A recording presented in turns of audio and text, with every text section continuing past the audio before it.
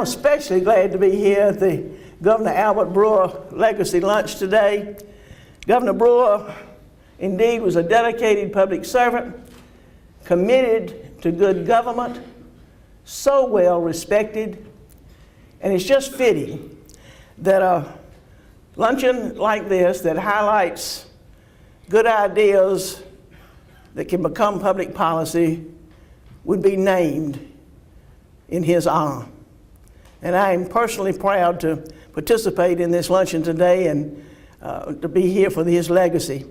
You see, having been elected or elevated from lieutenant governor to governor like Governor Brewer, I clearly know what a change that is, and I am just really pleased to be able to be a part to honor his legacy today.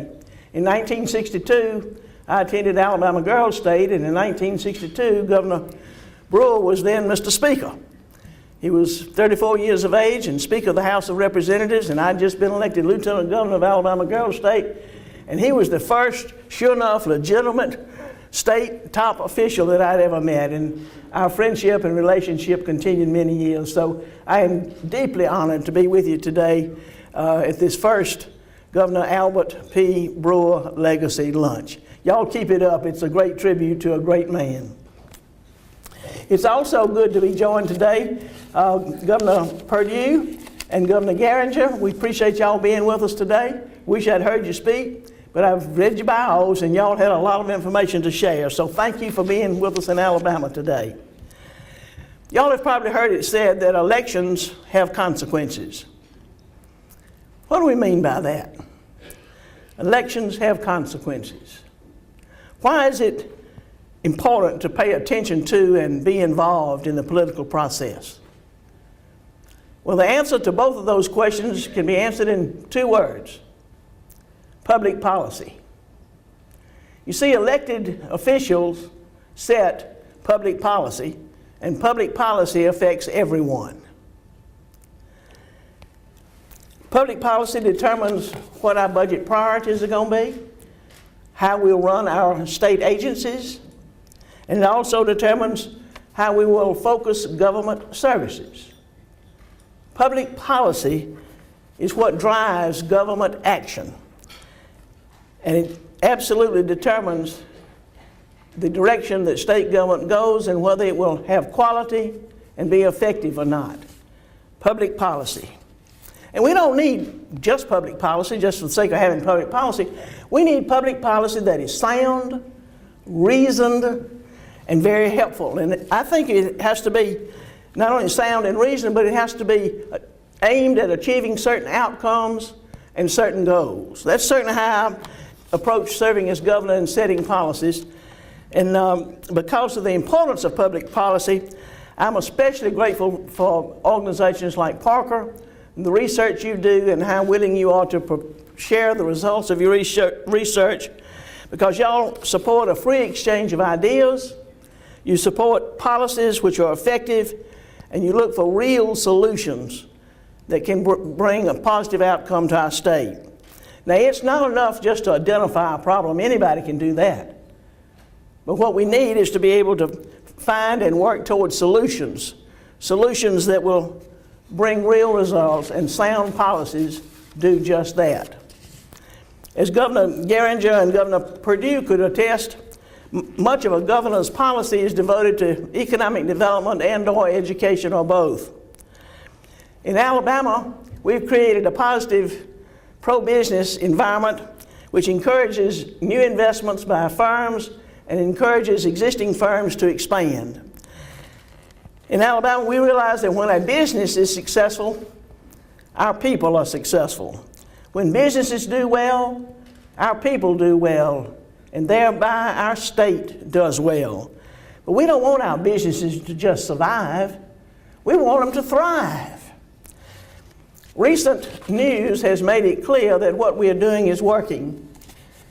Since April, when I became governor, we have announced $5 billion in new investments to our state and 12,000 new jobs. Additionally, our unemployment was at 5.4 in April, and it dropped every month through November down to 3.5%, which is the lowest ever recorded in Alabama history. Then in December, this past month, in December, this is February now, in December the rate was again at 3.5%, but we hit a new benchmark. In December, we had 2,093,000 Alabamians employed. That's the highest number of people employed ever in the state's history. That's good news, folks. And then last month, for the early part of last month, I was pleased to make the announcement that Toyota and Mazda had accepted our state team's plan to invite them to come and land in Alabama, and they're bringing $1.6 billion and another 4,000 jobs to the great state of Alabama. We are very proud to welcome Toyota Mazda. And as y'all know, economic success does not happen overnight. It's a long, steady process. It has to be consistent, and it has to use smart policies, and it has to be teamwork. And all that's great news, and I recognize that there's more to do, but at the same time, we cannot sit on our laurels, folks. Just because we've got low unemployment and most folks working now, we cannot rest on our laurels. In order to fill the gap and fill the jobs that we already have lined up coming, and to fill future jobs, we must develop education policies that will enable us to have a well-trained workforce. When I listen to and meet with global CEOs, the one theme they share with me about when they describe their doing business in the great state of Alabama is the quality and productivity of their employees. They always give their employees high quality, effective marks. Now that's good, and we already know we have a good workforce, but when global CEOs tell us, it means something, and that is special. But the key is the jobs of tomorrow are going to require different skills, different training, and more in depth. So I recognize that we've got to start today training the workforce tomorrow. We have in place a very effective Alabama Workforce Council made up of business executives and educators meeting periodically together to give frank discussion of what educators need and what businesses need in their employees to be hired. That is a very important ongoing function that has to be continued and will be. Zeke Smith does a great job leading that effort. But we've got to know what businesses need, what kind of skills, training, and knowledge that they need for their employees. And educators have got to know that so that they can provide that training for our folks. We've got to be prepared for the jobs of tomorrow. And remember that today's students are tomorrow's workforce. So we have to train tomorrow's workforce with the students of today. A well-educated workforce attracts new business investments. And that's one of the strengths that we in Alabama have, is a quality workforce training program. Being pro-education means being pro-business. And I'm definitely pro-business and definitely pro-education. And we cannot have a quality business environment without a quality education system. I'm proud to have quickly become known as a governor who is focused on education. My first major initiative as governor is my education plan called Strong Start, Strong Finish. And the vision of Strong Start, Strong Finish is to provide a comprehensive approach to collaboration from pre-K all the way to the workforce. For too long, different aspects of our educational system have operated separately, alone, divided. Now that's not an indictment on our teachers, quite the contrary. It is recognition, however, of how hard our educators are forced to work because we have too many silos and not enough collaboration. So under Strong Start, Strong Finish, we will combine our efforts, work collaboratively together, and bring all stakeholders to the table. When we improve education, we improve economic development prospects by producing a workforce that is both knowledgeable and effective. Strong Start, Strong Finish addresses the three core phases of a student's learning journey. That's early childhood, pre-high school, and post-high school. All three are focused on the goal of preparing our people for the workforce, and we will improve the quality of education for all the students in the system. In the first phase of Strong Start, Strong Finish is what we call pre through 3. Alabama is known throughout the country for the quality of our voluntary first-class pre-K program. And I think Gina Ross is here today, who's the secretary of that department, and under her leadership, this is a mighty strong accomplishment that she and her staff have helped us do. In fact, Harvard University is currently producing a full-length documentary which helps other states replicate Alabama's pre-K model. We must take what's working in pre-K and integrate it with what's being taught in kindergarten grades 1, 2, and 3. And it's important, as PARCA's recent research shows, that our first-class pre-K program is closing the achievement gap and maintaining that success in later grades. PARCA, thank you for your research. Keep it coming. It's very helpful as we address this critical need. A student that is not reading at the third grade level, at the end of third grade, is 4 times less likely to finish high school. Today, we have only 35% of our third graders that are proficient in reading at grade level. So bottom line is, when a child finishes the third grade, that child must be reading at third grade level or above. Now, to do this, I've established a goal of ensuring that all Alabama's third graders will read at grade level and at grade level proficiency. We will do this through the Alabama Grade Level Reading Campaign. Alabama Grade Level Reading Campaign. So this will be a part of the pre through 3 strategy. This campaign will focus on 4 primary areas: school readiness, chronic absenteeism, improvements to the Alabama Reading Initiative, and preventing the summer reading slide. So let's take the first one, school readiness. If a child does not start learning before kindergarten, he or she is already behind. We must do all we can to ensure that as many students as possible have embarked on their learning journey as early as possible. A skills gap is created when children enter school not having been well prepared at home. Now y'all, this is due in large part to poverty. As many as 61% of low-income students have no age-appropriate books at home. By age 3, low-income children hear as many as 30 million fewer words than their more affluent peers. So to combat this, we will promote research-based home visiting programs designed by Secretary Gina Ross of the Department of Early Childhood Education. And these programs have been proven to help parents become better first teachers. Who better to be the first teacher of a child than the parent? We can also address the school readiness skills gap by creating more opportunities for children to enroll in Alabama's successful first-class pre-K program, and to increase the access to voluntary pre-K. I have requested a $23 million increase in the first-class pre-K program's budget, bringing that overall budget to $100 million. Y'all, we just simply must ensure that regardless of a family's income or their socioeconomic status, that their children are ready to succeed when they begin school.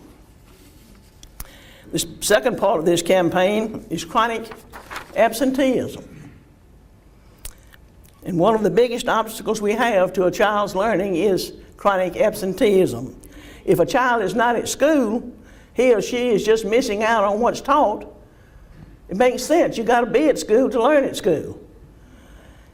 In Alabama, chronic absenteeism is defined as missing 15 or more days in a school year, whether those days are excused or unexcused. 17% of Alabama students were chronically absent during the 2015-2016 year. Missing school for obvious reasons is very problematic.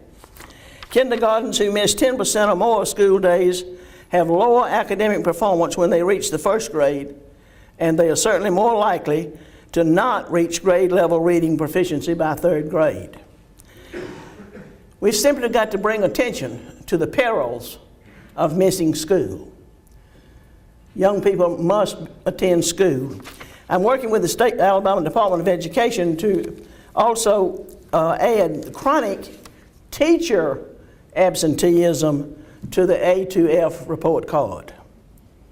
And I'm also encouraging the Department of Education to develop a method of quantifying student engagement. Quantifying student engagement is defined as the ways in which a student is involved in activities both inside the classroom and outside the classroom. Students who are engaged inside or outside in activities are less likely to be chronically absent and are more likely to make progress academically. We simply must encourage our students who are attending school and are as engaged as possibly can be. They need to learn and reach their highest potential, and if it means exposing them to additionally experiences in school and out of school, extracurricular activities, so be it. It will pay off. And the third part about this campaign is improving the Alabama Reading Initiative. We've all championed the Alabama Reading Initiative in the past, and for years it was very successful. But recently it has fallen off and faltered. So I'm proposing reigniting the Alabama Reading Initiative by focusing solely on the growth and the gains in proficiency in third grade reading. By refocusing the efforts of the Alabama Reading Initiative in the students in the first, second, and third grades, we'll be able to once again effectively leverage the program. And to do this, I've requested $5 million increase for the 2019 Alabama Reading Initiative budget. A portion of these funds will go toward the incentives for schools which see the largest gains and growth in reading proficiency, and a part of the additional money will be used to create regional reading coaches to help underperforming schools increase their reading level gains. We simply must have our students reading proficiently at grade level by the third grade. And I'm committed to good policies which make this important goal a reality. And the fourth part of this Alabama grade level reading campaign is preventing the summer reading slide. Now, educators will tell us that many gains are made in reading during the school year, but they're lost during the summer. It's frustrating for many of the teachers to work so hard during the school year and see the progress that students are making in reading, only to see those gains dwindle down before returning to school after summer break. So without access to the same enriching activities that are available to their more affluent peers, research shows that children from low-income families lose as much as 3 months of reading comprehensive skills over the summer. Make great gains during the school year, be out for summer, and lose 3 months of proficiency. At the same time, studies also tell us that 6-week summer learning programs can produce statistically significant gains in reading performance. To prevent the summer slide and to ensure that children who are reading below grade level have a chance to catch up, I'm also directing funds to, quote, an Alabama Summer Achievement Program. And in this Summer Achievement Program, it will be for students who are now reading below grade level proficiency in grades 1, 2, and 3, and will help us identify students who are struggling so we can bring them along rather than leaving them behind. In order to produce a workforce that's capable of attracting new businesses and fitting the kind of jobs that we need, we must simply improve the quality of our state's education system. And we'll do this not with catchphrases or cute slogans, but through hard work, focused efforts, and that all center around improving early childhood reading. Reading is a window to the world, it's been said, and it's a door to one's future. So the Pre through 3 is the first of the Strong Start, Strong Finish initiatives, and then within the Pre through 3, we have the Alabama grade level reading campaign. So the second part of Strong Start, Strong Finish, we'll start instructing our students in coding, in computer programming, and software design in the middle school and high school. Providing a basis for computer learning, computer science creates more opportunities for jobs and gives our students more opportunity to get a leg up and a head start on the high demand jobs. We should encourage all of our children, but especially our female students, to pursue computer science. Y'all, we live in a technology-driven world, and we've got to start teaching our students in a technology-driven manner. As part of a group known as Governors for Computer Science, I am committed to increasing opportunities for students to finish high school with a high level of technology-related skills.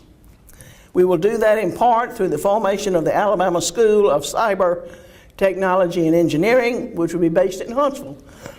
I mentioned that in the State of the State. We've got the Birmingham School of Fine Arts, and we've got the Mobile Math and Science School that deal with special focuses. And so we need to have a school that focuses on cyber technology and engineering. And this school will prepare some of the brightest and highest achieving students to enter the growing fields of cyber technology and engineering. Just as Huntsville's been on the cutting edge of rocket and aerospace industries, the Alabama School of Cyber Technology and Engineering will ensure that Alabama students are at the forefront of today's emerging technologies. In a global technology-driven economy, we must produce workers who are recognized for efficiency and productivity as well as for their skills and their knowledge. As careers become more technical and highly specialized, we must provide our students with educational opportunities which are also technical and highly specialized.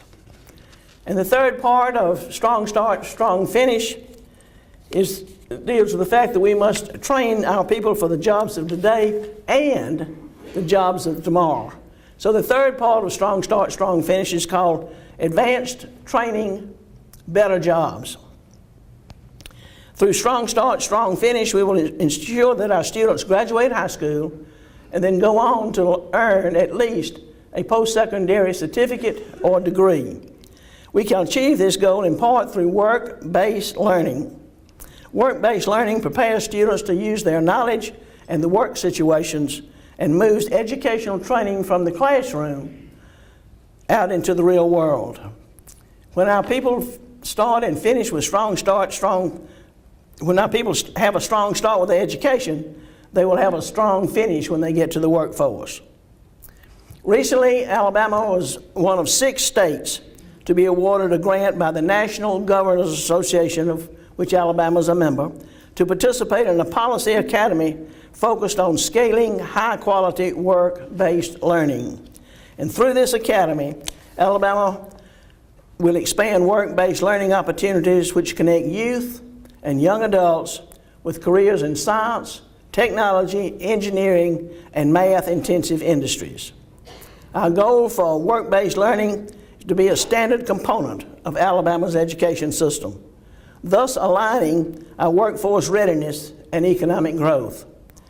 As a part of this process, our team will develop a 5-year strategic plan to implement work-based learning through collaboration with industry and the education sector. Though we have some work-based learning going on in the state, we can do more to ensure that this approach is being utilized to its full potential. Work-based learning enables our students to put their knowledge to work, and businesses value the opportunity to hire such prepared students. And even though we have currently a very low rate of unemployment, we still have middle skill jobs that need to be filled. and work-based learning can help us do just that. By taking hard skills such as how to do something with one's hands, combines them with employability factors such as how to show up for work and how to show up for work on time, and applies academic knowledge to an actual work experience. We will no longer limit our students to an education that's restricted to the classroom. They can work in the classroom and then they can go and be outside the confines of the classroom. We'll give them opportunities that it allows them to put into practice an appropriate and practical setting those skills that they have learned. Workers trained with this approach are highly sought out by business and industry, and instead of just encouraging theory, we must encourage the application so that our people are ready when the job that they desire is open and ready to be filled. I will champion work-based learning at every level of education in Alabama. Friends, my fellow Alabamians, when it comes to education in Alabama, we certainly have our challenges. But those challenges will soon fade away if we'll all work together. Through sound, research-based policies, we can help our children learn to read. We can train them using emerging technologies and teach them how to work effectively. For far too long, we've known that we needed to improve our state's education system. It's time to stop talking about the need to improve education and actually get to work and do something to improve it. So to have a ready and able workforce tomorrow, we must properly educate our students today. My Strong Start, Strong Finish will do just that by ensuring that every Alabama student has a strong start in their educational journey so that he or she can finish strong by the time they get to the workforce and become a productive member of society. I hope each of you will join me in my efforts to make this a reality, to improve education for all of our folks so that they too can get good employment, good wages, and be able to provide for themselves and their families. That's what we dream about for Alabama. Thank you for the work you do, and may God continue to bless each of you and the great state of Alabama.